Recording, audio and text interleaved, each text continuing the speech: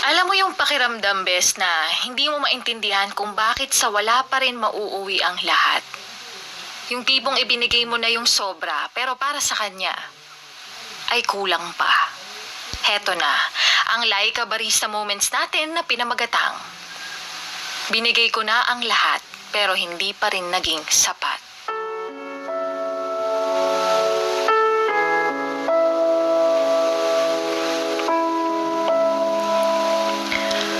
Alam ng lahat kung gaano kita kamahal. Nakita nila ang kaya kong gawin, mapasaya ka lang. Naramdaman nila kung gaano ko kaseryoso dahil sila ang mata ng proseso. Kung paano kita sinuyo at napaibig. Kung paano ako nagpakatanga sa taong ang tingin lamang sa akin ay isang bata. Isang batang nagka-crush lang sa'yo. Pero hindi mo alam ang pinagdaanan ko para lang makausap ka at lapitan. Yung pagiging bata ko ay tinalikuran. Tumanda ako ng mabilis para sa'yo at hindi ko tinago ang feelings ko. Sabay tayong umiyak sa problema. Nag-usap at nakipagkita na rin sa pamilya kaya akala ko seryoso na. Yun pala, hanggang pakilala lang talaga. Ako yung bata pero ako yung naninindigan. Pero hindi mo pinaglaban. Binigay ko sa iyo lahat ng kailangan mo at wala akong hiniling kundi ang atensyon mo.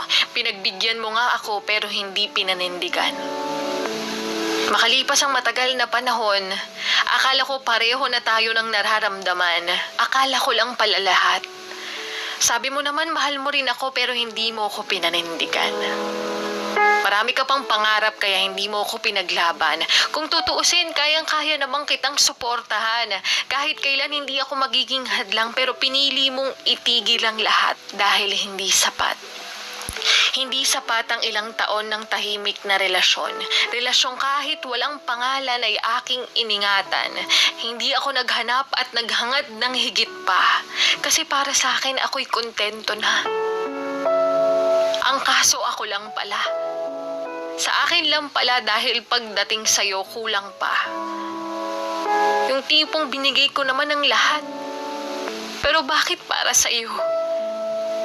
Hindi pa rin sapat.